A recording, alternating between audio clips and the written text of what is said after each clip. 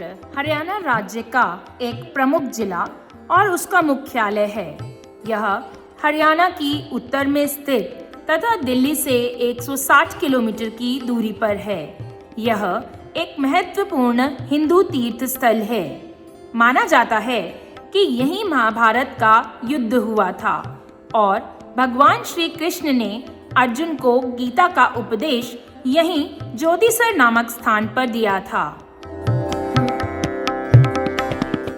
इस धर्मस्थली में हरियाणा राज्य की एकमात्र श्री कृष्ण आयुष यूनिवर्सिटी स्थित है, जो अभी डीसी रेजिडेंस से 500 मीटर की दूरी पर उमरी रोड पर स्थित है, जिसे सन 2017 से पहले श्री कृष्ण राजकीय आयुर्वेदिक कॉलेज के नाम से जाना जाता था।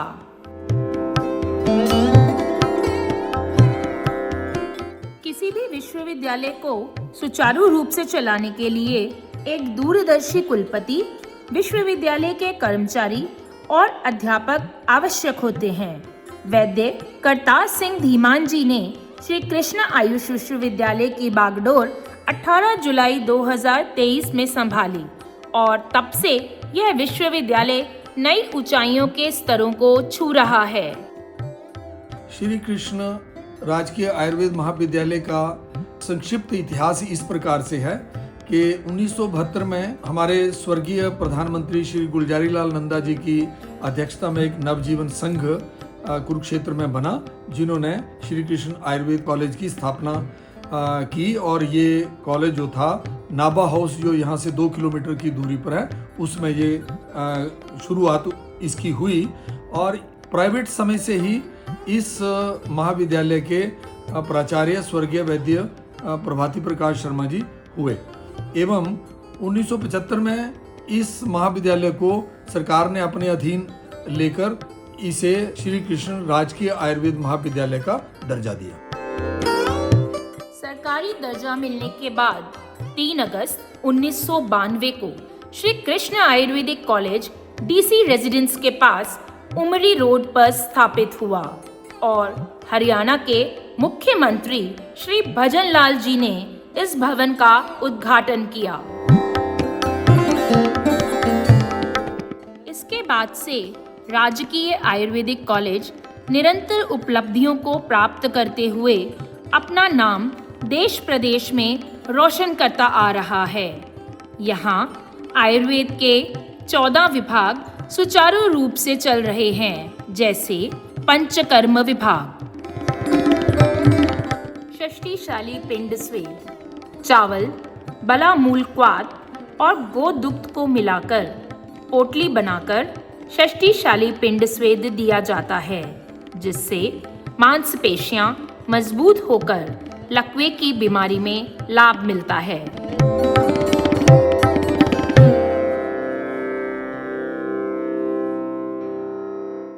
अभ्यंग के पश्चात नाड़ी स्वेद से शरीर की जकड़न दूर होती है और वेदना नष्ट होती है।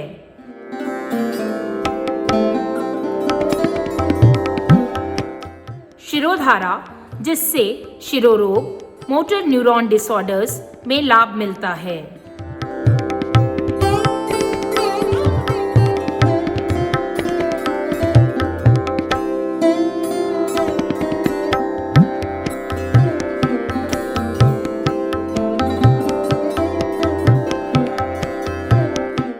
लेप कर्म से त्वचा के रोगों में लाभ मिलता है। यह तुरंत असरदार होता है।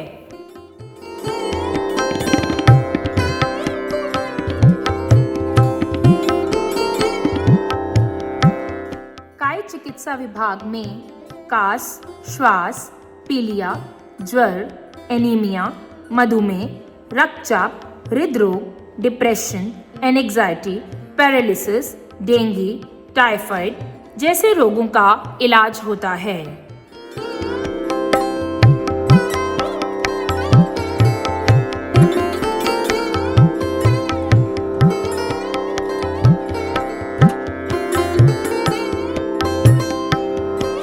शालाक्य विभाग नाक, कान, गले की इकाई है, जहां सामान्य बीमारी और पुराना नज़ला, जुकाम, सिर का दर्द, राइनाइटिस, टॉन्सिलाइटिस, बहरापन जैसे जटिल रोगों का इलाज होता है।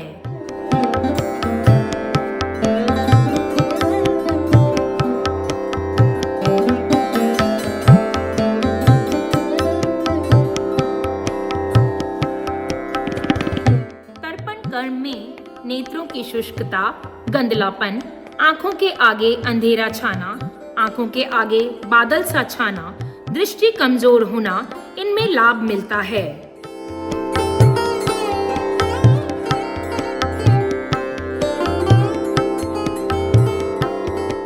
बाल रोग विभाग में शिशुओं की देखभाल से लेकर पालन पोषण, आहार विहार के साथ श्वास रोग, cerebral palsy, mental retardation, bedwetting एवं तुतलाना जैसे रोगों के लिए विशेष चिकित्सा उपलब्ध कराई जाती है। साथ ही स्वर्ण प्राशन संस्कार भी दिया जाता है। अगर तंत्र विभाग के अंतर्गत विभिन्न प्रकार के विष, उनके द्वारा उत्पन्न लक्षण, उनकी चिकित्सा, घातक मात्रा, घातक काल के बारे में ज्ञान विद्यार्थियों को दिया जाता है और ज्यूरिस्प्रूडेंस में हम चिकित्सा शास्त्र के उस भाग का अध्ययन करते हैं जो कानून को न्याय करने में मदद करता है। आयुर्वेद में संहिता और सिद्धांत विभाग एक प्रमुख विभाग है जो आयुर्वेद के प्राचीन ग्रंथों और सिद्धांतों का अध्ययन और शिक्षण करता है। इस विभाग में आयुर्वेद के मूलभूत सिद्धांतों और नियमों को समझाया एवं पढ़ाया जाता है। स्त्री एवं प्रसूति विभाग में विभिन्न प्रकार के स्त्री रोगों को देखकर उपचार किया जाता है, जैसे श्वेत प्रदर, रक्त प्रदर, इनफर्टिलिटी, पीसीओडी, मेंस्ट्रुअल प्रॉब्लम्स एवं गर्भवती स्त्रियों की पूर्ण जांच होती है।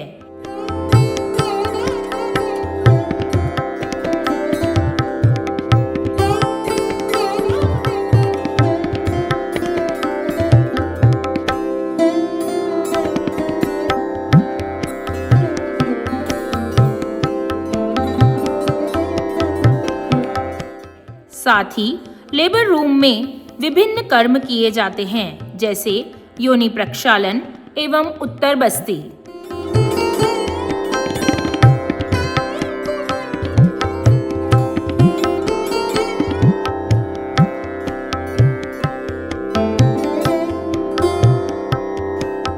स्वास्थ्य रक्षण विभाग में रोगियों की देखभाल हेतु आहार विहार, दिनचर्या, ऋतुचर्या, व्यायाम, योगासन एवं प्राणायाम आदि पर परामर्श दिया जाता है। विभिन्न रोगों में आहार विहार, गर्भावस्था में तथा जन्म के बाद उचित स्वास्थ्य हेतु विशेष आहार विहार का परामर्श यहाँ दिया जाता है।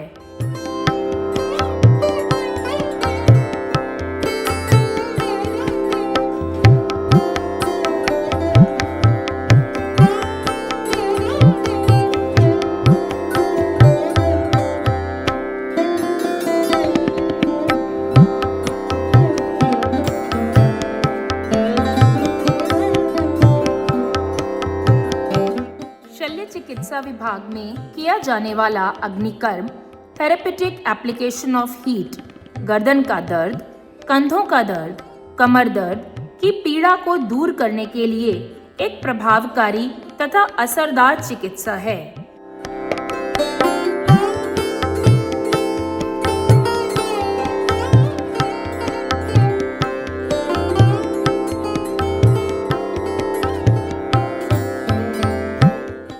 मार्ग में होने वाली व्याधियां जैसे बवासीर, अर्श, भगंदर तथा अन्य कई व्याधियों में औषधियों से विशेष प्रकार से तैयार किए गए क्षार सूत्र से उपचार किया जाता है।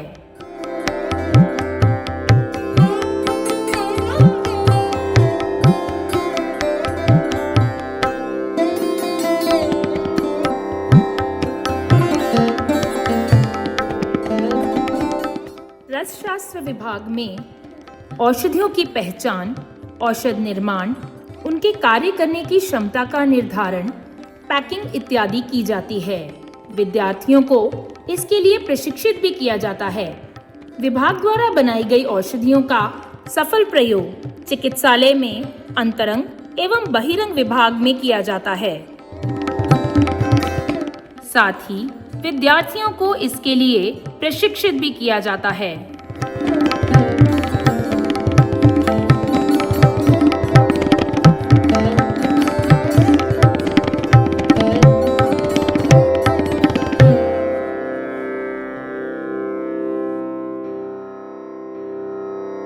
जैसे ये एक आपने देखा होगा, दिस इज अपा मार्ग। अपा मार्ग सुना आपने कभी? अकायरेंथस एस्पेरा। इसकी सबसे बड़ी विशेषता क्या है कि हमारे जो पंचकर्म होते हैं, पहले मैंने आपको एक बार बताया है, उस पंचकर्म में जो शिरोविरेचन कर्म होता है कि जो हमारे सिर के ऊपर के जितने भी रोग हैं उनका संपूर्ण शोधन करने के लिए इसके चूर्ण को अगर खिलाया जाए या इसके चूर्ण को अगर नस्य दिया जाए तो उसके सारे दोष जो हैं बाहर निकल आते हैं। बल्कि शिरोविरेचन कर्म करने के लिए सर्वोत्तम औषधि है, ऐसा आचार्य सारंगधर ने बताया है।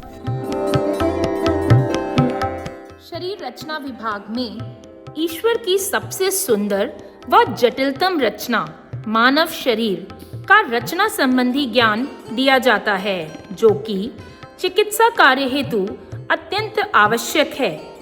आचार्य सुश्रुत द्वारा बताया गया है कि शरीर की चिकित्सा करने से पूर्व शरीर का सैद्धांतिक व प्रायोगिक ज्ञान अति आवश्यक है। क्रिया शरीर विभाग शारीरिक और मानसिक कार्यों के वैज्ञानिक अध्ययन पर केंद्रित होता है, जिसमें त्रिदोष, सप्तधातु और मल के सिद्धांतों के आधार पर शरीर के कार्यों को समझाया जाता है। दूषत्वम, दुष्टीकृतत्वम,